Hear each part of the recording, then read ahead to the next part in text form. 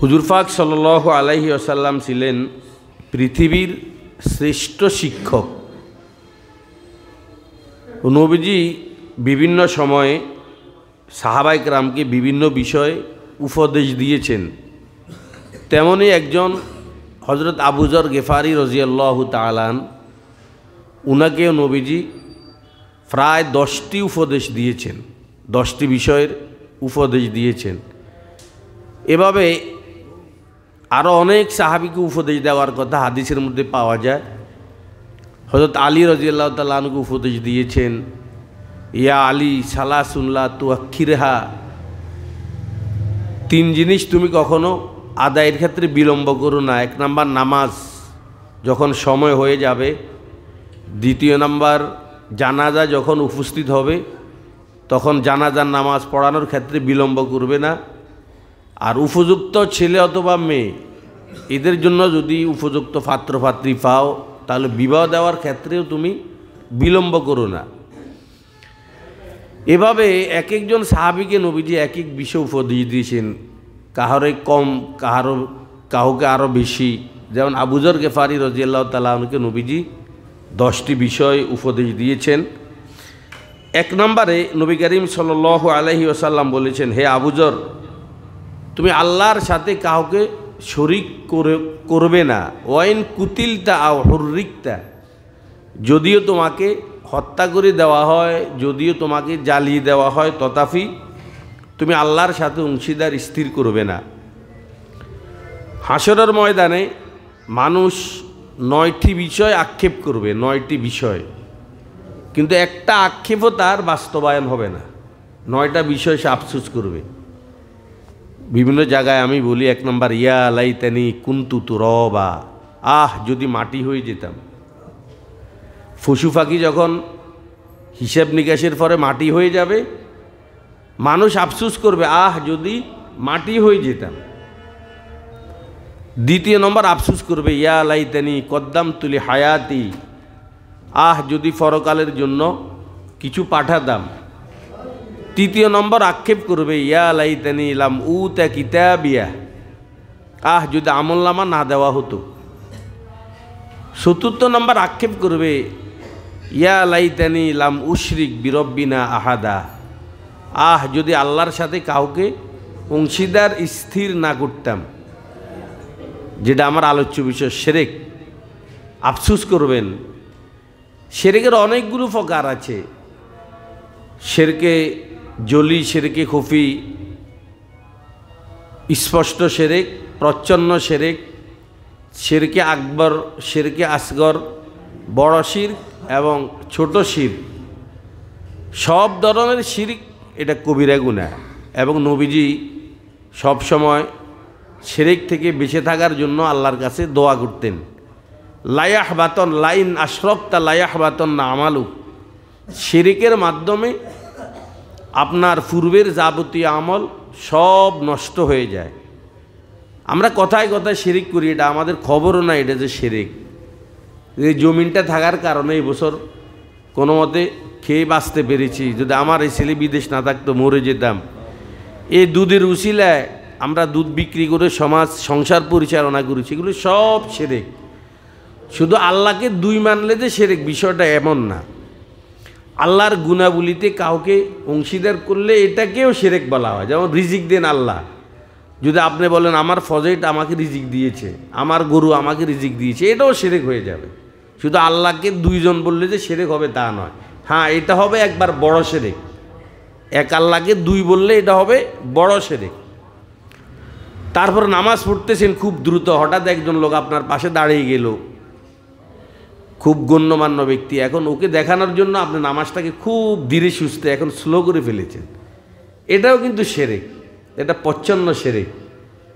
ওই লোকটাকে খুশি করার জন্য আপনি নামাজটাকে এখন একটু সুন্দর করতেছেন। এতক্ষণ বাস খালি ফিল্ডে গোল দিতেছেন, মসজিদে কেউ নাই, খুব দ্রুত নামাজ পড়তেছেন, রুকু সেজদার কোনো খবর নেই। হঠাৎ একজন লোক এসে গেল আপনার পাশে, বাস এখন আপনার নামাজের গতি আগের চেয়ে কী হয়ে গেছে, সুন্দর হয়ে গেছে। এটাও কিন্তু শিরক, এগুলো সব শিরক। আল্লাহ তো পরকালে আক্ষেপ করবেন, ইয়া লাইতানি লাম উশরিক বিরব্বিনা আহাদা, যদি আল্লাহর সাথে কাউকে শিরক না করতাম। শিরক এটা অমার্জনীয় অপরাধ, আল্লাহ পাক সব গুনাহ মাফ করবেন, তবে শিরক এটা এমন একটি পাপ, এই পাপ আল্লাহ পাক কখনো মাফ করবেন না। দ্বিতীয় নাম্বার, নবী করিম সাল্লাল্লাহু আলাইহি ওয়াসাল্লাম হযরত আবু যর গেফারি রাদিয়াল্লাহু তাআলা আনহু বলেছেন, ইয়া আবু যর, ইচ্ছাকৃতভাবে কখনো কোনো ফরজ নামাজ ছেড়ে দিও না, ইচ্ছাকৃতভাবে। হাদিসে আছে নবী করিম সাল্লাল্লাহু আলাইহি ওয়াসাল্লাম বলেছেন, যদি কোনো উম্মত ইচ্ছাকৃতভাবে ফরজ নামাজ ছেড়ে দেয়, সাথে সাথে তার নাম পূর্ণ ঠিকানা জাহান্নামের গেটে লিখে দেওয়া হয়, তার পুরো ঠিকানা জাহান্নামের গেটে লিখে দেওয়া হয়। যতক্ষণ পর্যন্ত সে নামাজ আদায় না করবে, কাজা না করবে, তওবা না করবে, ততক্ষণ পর্যন্ত তার এই নাম ওখান থেকে মুছে ফেলা হয় না, ডিলিট করা হয় না, ওটা ওভাবেই থেকে যায়। ইচ্ছাকৃতভাবে যদি কোনো মানুষ নামাজ ছেড়ে দেয়, তখন আল্লাহ থেকে তার দায়িত্ব উঠে যায়, আল্লাহ পাক ওই বন্দার থেকে তার দায়িত্ব উঠিয়ে নিয়ে যান। আল্লাহ পাক আর এই বন্দা সম্পর্কে কোনো কিছুই জানে না। এটা বহুত বড় একটা ধমক, বহুত বড় একটা দুর্ভাগ্যের বিষয়। আল্লাহর আলো বাতাস, আল্লাহর পৃথিবীতে আমি বসবাস করছি, ইচ্ছাকৃতভাবে নামাজ ছেড়ে দেওয়ার কারণে যদি আল্লাহ পাক আমার থেকে উনার নিরাপত্তার দায়িত্ব তুলে নিয়ে যান, এর মতো দুর্ভাগ্য আর কি হতে পারে। এই জন্য ভাই, আমরা ইচ্ছাকৃতভাবে নামাজ কখনো ছাড়ব না। যদি নামাজ ইচ্ছাকৃতভাবে ছাড়া হয়, তাহলে তার কোনো দোয়া আল্লাহ পাক কবুল করেন না, তার চেহারার নূর উঠে যায় এবং তার জীবিকা সংকীর্ণ করা হয়, একবারে সংকীর্ণ করে দেওয়া হয় তার জীবিকা।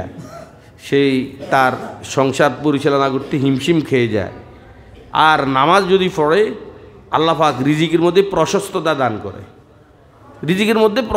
দান করে, তখন অল্পতেই তার প্রয়োজনগুলো সেরে যায়।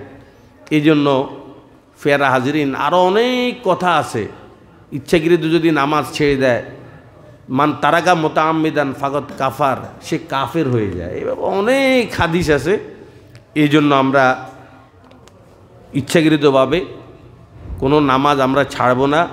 ইনশাল্লাহ আমরা জামাতের সাথে নামাজ পড়ার চেষ্টা করব। তৃতীয় নাম্বার, আবু যর গেফারি রাদিয়াল্লাহু তাআলা আনহুকে নবীজি যে বিষয়ে ওসিয়ত করেছেন, হে আবু যর, মদ পান থেকে বিরত থাকো, ফাইন্নাহু রাসু কুল্লি ফাহিশা, কেননা মদ এটা সকল অশ্লীলতার মূল। যত বেহায়াপনা, অশ্লীলতা, সকল অশ্লীলতার মূল হচ্ছে মদ পান। আমি এই জায়গা থেকে প্রায় সময় আপনাদেরকে বলেছি, যারা নিয়মিত মেসওয়াক করে, মেসওয়াকের 70টি ক্ষতি লাভ, সর্বনিম্নের লাভ মৃত্যুর সময় তার কালিমা নসিব হবে। কি নসিব হবে বলেন? মেসওয়াক করে যদি কোনো মানুষ উজু করে নামাজ পড়ে। আর মদ সেবনে 70টি ক্ষতি, একবারে সর্বনিম্নের ক্ষতি হচ্ছে ওই লোক বেঈমান হইয়া মারা যাবে। এই জন্য যাদের এ ধরনের অভ্যাস আছে, মদ পান, বিভিন্ন নামে মদ বিক্রি হয়, গোটা বলেন, আফিন বলেন, তারপর বাবা বলেন, আরে কি ইয়াবা বলেন, যেটাই বলেন, এগুলো সব মদের প্রকার। কুল্লুমা আসকার, যত জিনিস নেশা নয়ন করে তত জিনিসে মদ, ফাকলিলুহু ওয়া কাসিরুহু সাওয়া, ওটা বেশি যেমন হারাম, একবার অল্প একটু কি আপনি মাত্র এক টান মারছেন অথবা এক ডোক আপনি পান করেছেন, এটাও হারাম। এক বোতল পান করা এইটাও হারাম। এই জন্য যে সমস্ত ভাইয়ের অভ্যাস আছে মদ সেবন, আল্লাহর ওয়াস্তে, অন্য এক সময় আমি এখানেও বলেছি, নবীজি বলেছেন, আমার কোনো উম্মত যদি মদ সেবন করে, লাম ইয়ারজাল্লাহু আনহু 40 লাইলা, আল্লাহ পাক 40 দিন পর্যন্ত ওই বান্দার উপরে অসন্তুষ্ট থাকেন। 40 দিন পর্যন্ত আল্লাহ পাক ওই বান্দার উপরে অসন্তুষ্ট থাকেন। আন্দাজা করেন, 40 দিন যদি আল্লাহ আপনার উপরে অসন্তুষ্ট থাকে। আরে ভাই, আমরা সংসারে, আমার স্ত্রী যদি 2 দিন আমার সাথে কথা না বলে, যে স্কুলে আমি চাকরি করি স্কুল প্রধান যদি 1 সপ্তাহ আমার সাথে কথা না বলে, আমি যেই মেল ফ্যাক্টরি, যে মালিকের আন্ডারে চাকরি করি, উনি যদি 1 সপ্তাহ আমার সাথে কথা না বলে, কেমন কেয়ামত আমার উপরে গুজারি যায় বলেন? আর যে আল্লাহ আমার সব কিছুর মালিক, ও আল্লাহ যদি এক ডুক মদ পান করার কারণে 40 দিন পর্যন্ত আমার সাথে কথা না বলে, তাহলে বিষয়টা কেমন হওয়া, কিভাবে এটাকে ভাবা উচিত, কিভাবে আপনি এটাকে মানে বুঝবেন, নিজের দিক দিয়ে একটু প্র্যাকটিক্যালি চিন্তা করেন। এই বদ অভ্যাস ইনশাল্লাহ যাদের আশা আমরা ছেড়ে দিব সবাই। 4 নম্বর ওসিয়ত যেটি জনাব রাসূলুল্লাহ সাল্লাল্লাহু আলাইহি ওয়াসাল্লাম হযরত আবু যর গেফারি রাদিয়াল্লাহু তাআলা আনহুকে বলেছেন, হে আবু যর, গুনাহ থেকে বেঁচে থাকো, গুনাহ থেকে, ওয়াজারু যাহিরাল ইসমি ওয়া বাতিনা, তুমি গুনাহ থেকে বেঁচে থাকো, কারণ গুনাহের কারণে বন্দার উপরে আল্লাহর ক্রোধ অবধারিত হয়ে যায়। ফাইন্না বিজাম্বে হাল্লা সাখাতুল্লাহ, আল্লাহর ক্রোধ বন্দার উপরে অবধারিত হয়ে যান, আল্লাহ পাক বন্দার উপরে রাগান্বিত হয়ে যায়।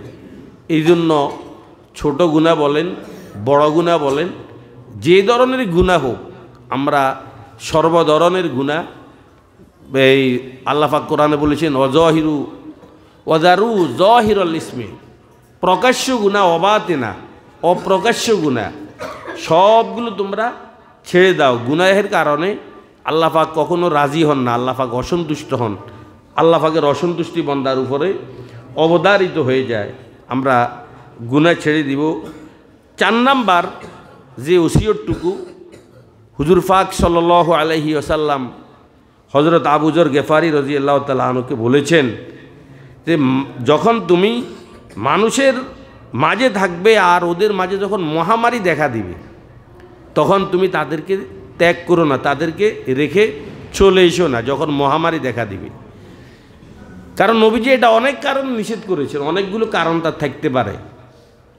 একটা কারণ এমনও হইতে পারে, ওরা তো মহামারীতে আক্রান্ত, ওদের এখন সেবার প্রয়োজন, এই মুহূর্তে ওদের সেবার প্রয়োজন। তুমি যদি চলে আসো তাহলে ওদের সেবা করবে কে? আমরা যেটা দেখেছি গত 2-3 বছর আগে করোনার সময়, মানুষ যখন করোনায় আক্রান্ত হতে চলছে এভাবে ফাইগারিভাবে, তখন একজন আরেকজনকে ছেড়ে চলে গিয়েছে। তারপরে এই যে একাকিত্বের কারণে, তারপরে চিকিৎসার অভাবে কত মানুষ যে তখন মৃত্যুবরণ করেছে। না, এটা কি নবী নিষেধ করেছেন?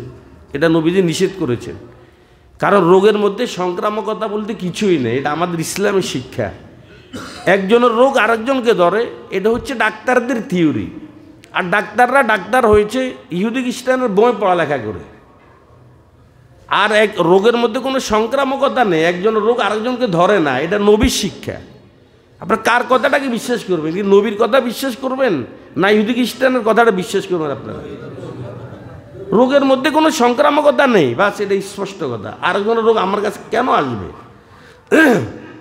এই জন্য যখন কোথাও থাকবেন আর সেখানে মহামারী দেখা দিবে, ওদেরকে ছেড়ে আপনি আসবেন না। 1 নাম্বার, ওরা তখন সেবার মুখাপেক্ষী হবে, তাহলে সেবা করতে পারবেন। 2 নাম্বার, আপনি যদি আল্লাহ না করুন ওখানে থাকার কারণে আক্রান্ত হন, তখন আপনি কি বলবেন? যে আমি এখানে থাকার কারণে আজকে আক্রান্ত হয়েছি, অথবা ওখান থেকে চলে আসার কারণে আপনি সুস্থ হয়ে গিয়েছেন, এটা আপনার তকদিরে লেখা আছে। এখন আপনি বলতেছেন কি, আমি যদি ওখানে থাকতাম ঠিক হয়ে আমাকে করোনা ধরতো, আমি আসার কারণে বেঁচে গেছি। অথচ না, আপনি আসার কারণে বাঁচেন নাই, আপনি বেঁচে যাওয়াটা এটা আপনার তকদিরে লেখা আছে, কিন্তু আপনি বললেন কি আমি ওখান থেকে আসার কারণে বেঁচে গেছি। তাহলে আপনার ঈমানের মধ্যে সমস্যা আসতে পারে। যদিও নবী করিম সাল্লাল্লাহু আলাইহি ওয়াসাল্লাম এই ওসিয়তগুলো করেছেন হযরত আবু যর গেফারিকে, সাহাবীদেরকে, আমরা তখন ছিলাম না, সাহাবীদের মাধ্যমে এই ওসিয়তগুলো যেন নবী করিম সাল্লাল্লাহু আলাইহি ওয়াসাল্লাম সারা পৃথিবীর মানুষদেরকে করে গিয়েছেন, আগত কিয়ামত পর্যন্ত সকলের জন্য এই ওসিয়তগুলো। 5 নম্বরে তিনি আবু যর গেফারি রাদিয়াল্লাহু তাআলা আনহুকে যে ওসিয়তগুলো করেছেন, হে আবু যর, পিতা মাতার কখনো অবাধ্য হবে না, পিতা মাতার কখনো অবাধ্য হবে না। নবী করিম সাল্লাল্লাহু আলাইহি ওয়াসাল্লাম হাদিসের মধ্যে ইরশাদ করেছেন, 3 ধরনের মানুষের দিকে আল্লাহ রব্বুল আলামিন কিয়ামতের ময়দানে রহমতের দৃষ্টিতে তাকাবে না। নাম্বার 1, পিতামাতার অবাধ্য সন্তান, যারা পিতামাতার কথা মেনে চলে না, পিতামাতার সাথে নাফরমানি করে। দ্বিতীয় নাম্বার, পুরুষের সাদৃশ্য অবলম্বনকারী নারী। যে সমস্ত নারীরা পুরুষের সাদৃশ্য অবলম্বন করে, যেমন পুরুষেরা চুল কাটে, এখন কোনো নারী যদি এভাবে বব কাটে, সামনের অংশ ছোট রাখলো, পিছনের অংশ ছেড়ে দিল, পুরুষরা টাইট ফিট পোশাক এটা গায়ে দিতে পারবে, কারণ এদের দেহের কোনো অঙ্গ সতর নয়, আর মহিলাদের পুরোটা বডি সতর। এমন টাইট ফিট পোশাক যদি কোনো মহিলা পরে পুরুষের মতো, যদ্দরুন তার শরীরের আবরণীয় অঙ্গগুলো ভেসে ওঠে। স্তন কোন জায়গায়, তার নিতম্ব কোন জায়গায়, তার কোমর কোন জায়গায়, এটা যদি একবার টাইট ফিট পোশাক পরে স্পষ্ট এটা দূর থেকে এটা দেখা যাবে। এটা মহিলাদের জন্য সম্পূর্ণরূপে হারাম। নবী করিম সাল্লাল্লাহু আলাইহি ওয়াসাল্লাম বলেছেন, দুই শ্রেণীর লোক, এরা জাহান্নামী, কিন্তু আমি এদেরকে এখনও দেখি নাই, এরা কিয়ামতের আগে এদের আবির্ভাব ঘটবে। দুই ধরনের লোক জাহান্নামী, কিন্তু আমি এদের একজনকেও এখনও কি দেখি নাই। ওরা কারা? নবী করিম সাল্লাল্লাহু আলাইহি ওয়াসাল্লাম এক শ্রেণীর পরিচয় দিয়েছেন, যে ওদের হাতে গরুর লেজের ন্যায় চাবুক থাকবে। চাবুক, গরুর লেজের ন্যায় অনেক লম্বা লম্বা চাবুক থাকবে। ইয়াজরিবুনা বিহান নাস, এই চাবুক দিয়ে তারা মানুষদেরকে হত্যা করবে। এরা জাহান্নামী। বলেন এরা কি? যেই দলের অনুসারী হোক না কেন। যে গত কয়েকদিন আগে যে অপ্রীতিকর ঘটনা ঘটেছে বাংলাদেশের তাবলিগ ইজতেমা ময়দানে, কত নিরীহ মানুষ, কত আল্লাহওয়ালা মানুষ, এদেরকে রাতের গভীরে দরওয়াজা ভেঙে সন্ত্রাসী কায়দা এভাবে মানুষগুলোকে হত্যা করেছে, আহত করেছে। আমি তো মনে করি কোনো ইমানদার কখনো কোনো মানুষের গায়ে এভাবে অস্ত্র তুলতে কি পারে না। এদেরকে আমরা নিন্দা জানানোর দরকার। এ ধরনের তাবলিগের সাথে যারা জড়িত, হক্কানি ওলামা ইকরাম থেকে যারা ছিটকে গিয়ে একটা ইসরায়েলের এজেন্ডা বাস্তবায়ন করার জন্য যারা আমাদের এই দেশে আছে, যারা ওদের সাথিত্ব গ্রহণ করা, আপনাদেরকে শতবার ধিক্কার জানাইতেছি। আপনারা সবাই বাংলাদেশের হক্কানি ওলামা ইকরাম যে তাবলিগ পরিচালনা করছে, ইনশাল্লাহ আমরা সবাই ওদের সাথে থাকবো। ইনশাল্লাহ কথা বলে আমরা সবাই ওদের সাথে থাকব। দ্বিতীয় নাম্বার, যারা জাহান্নামী, যে দ্বিতীয় শ্রেণীর জাহান্নামীর কথা নবীজি বলেছেন, ওরা হলো কেমন জানেন? নিসাউন কাসিয়াতুন আরিয়াতুন মুমিলাতুন মা এলাতুন রুউসুহুন্না কাসনিমাতিল বুখতিল মা এলা। নবী করিম সাল্লাল্লাহু আলাইহি ওয়াসাল্লাম বলেছেন, এমন নারী যারা কাপড় পরিধান করা সত্ত্বেও উলঙ্গ থাকবে, এরা জাহান্নামী। তার মানে কি, হয় টাইট ফিট পোশাক গায়ে দিবে, না হয় এমন পাতলা পোশাক গায়ে দিবে যে পাতলা পোশাক গায়ে দেওয়ার দরুন তাদের শরীরের অঙ্গগুলো বাইরে থেকে কি দেখা যাবে। এই জন্য নবী করিম সাল্লাল্লাহু আলাইহি সাল্লাম যে বলেছেন, তিন ধরনের লোকের সাথে আল্লাহ পাক কিয়ামতের দিন ওদের চেহারার দিকে তাকাবে না। এক নাম্বার, যারা মাতা পিতার অবাধ্য সন্তান। দ্বিতীয় নাম্বার, পুরুষের সাদৃশ্য অবলম্বনকারী নারী। তৃতীয় নম্বর দায়ুস, এরাও জান্নাতে যাবে না যারা তাদের মেয়েদেরকে, যারা তাদের স্ত্রীদেরকে, বোনদেরকে পর্দা মতে চালায় না। এদেরকে নবীজি বলেছেন দায়ুস আল্লাযী ইউকিরু ফি আহলিহিম আল খুবুস। সে দেখতে পাচ্ছে তার মেয়ে বেপর্দায় চলে, তার স্ত্রী বেপর্দায় চলে, তার মা বেপর্দায় চলে, তথাপি সে জেনে শুনে ওদেরকে কোনো ধরনের বাধা দেয় না, দায়ুস বলা হয়। আল্লাহ নবী করিম সাল্লাল্লাহু আলাইহি ওয়াসাল্লাম আবু যর রাদিয়াল্লাহু তাআলা আনহুকে যে 5 নাম্বার ওসিয়তটুকু করেছেন, সেটা হলো পিতামাতার কখনো অবাধ্য হবে না। আল্লাহ না করুন আপনি পিতামাতার অবাধ্য সন্তান হয়ে যান, আপনার মৃত্যুর সময় ঈমান নিয়ে মরতে অনেক কষ্ট হবে। সাহাবীদের এভাবে ঘটনা আছে, আলকামার ঘটনা আছে, মুখ থেকে কালিমা বের হয় না, দুনিয়ার সকল কথা বের হয়, কালিমা বের হয় না। তখন নবীজি জানতে পারলো এর মার সাথে এর সম্পর্ক ভালো নেই। অনেক লম্বা ঘটনা। ফর নবীজির উছিলায় মা তার সন্তানকে মাফ করে দিয়েছেন, তারপরে এই সন্তানের মুখ থেকে কালিমা বের হয়েছে। যে সমস্ত ভাইদের অভ্যাস আছে মাতা পিতার সঙ্গে দুর্ব্যবহার করা, সম্পর্ক নষ্ট করার, আমরা আল্লাহর ওয়াস্তে আমরা এটাকে ঠিক করিনি এখন। বা একজন পুরুষ জীবনে উপরে উঠতে পারে দুই ধরনের মানুষের কারণে। একজন পুরুষ বা একজন মানুষ উপরে উঠতে পারে দুই ধরনের মানুষের কারণে। এক নাম্বার হলো মা, বলেন এক নাম্বার কি? আবার বলেন, এক নাম্বার মায়ের দোয়া, দ্বিতীয় নাম্বার আদর্শবান স্ত্রীর সহযোগিতা। এই কথাটা মাথায় রাখবেন। মানুষ উপরে উঠতে পারে দুই ধরনের মানুষের কারণে। এক নাম্বার মায়ের দোয়া, দ্বিতীয় নাম্বার আদর্শবান স্ত্রীর সহযোগিতায়। যে লাইনে আপনি বড় হতে চান, দুনিয়াবি লাইনে বড় হতে চান, উখরুবি লাইন আপনি বড় হতে চান, মায়ের দোয়া আপনার জন্য লাগবেই। একজন স্ত্রী যদি আদর্শবান হয়, তার সহযোগিতায়ও আপনি অনেক এগিয়ে যেতে পারবেন।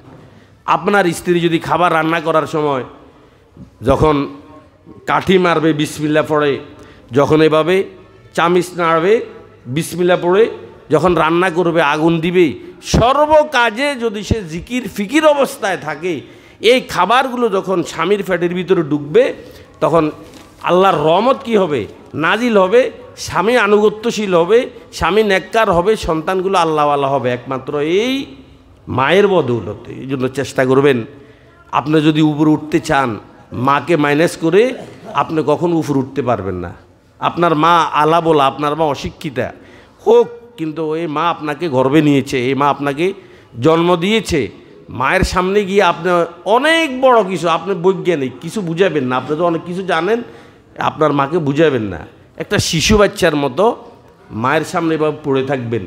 কোথাও যাবেন, মায়ের থেকে দোয়া নেবেন, দেখবেন আল্লাহ পাক দুনিয়া বিলাইন আপনাকে অনেক উপরে নিয়ে যাবে, যেটা আপনি কল্পনাও করতে পারেন না। এই জন্য আমরা এই বিষয়গুলো ইনশাল্লাহ মাথায় রাখবো।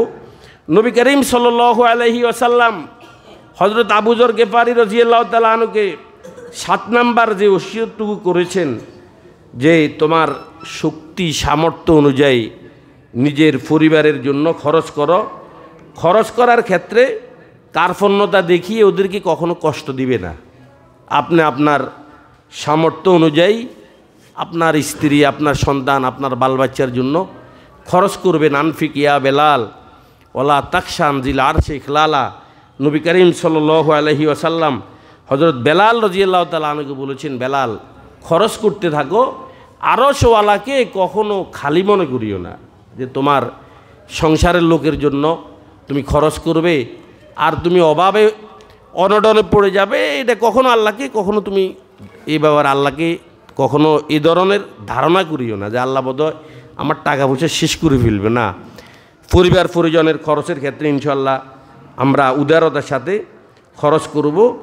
8 নাম্বার যে ওসিয়ত হযরত আবু যর গেফারি রাদিয়াল্লাহু তাআলা কে নবী করিম সাল্লাল্লাহু আলাইহি সাল্লাম দিয়েছেন, সেটা হলো পরিবারের লোকদের আদব কায়দা শিক্ষা দেওয়ার ক্ষেত্রে শাসন হতে বিরত থেকো না।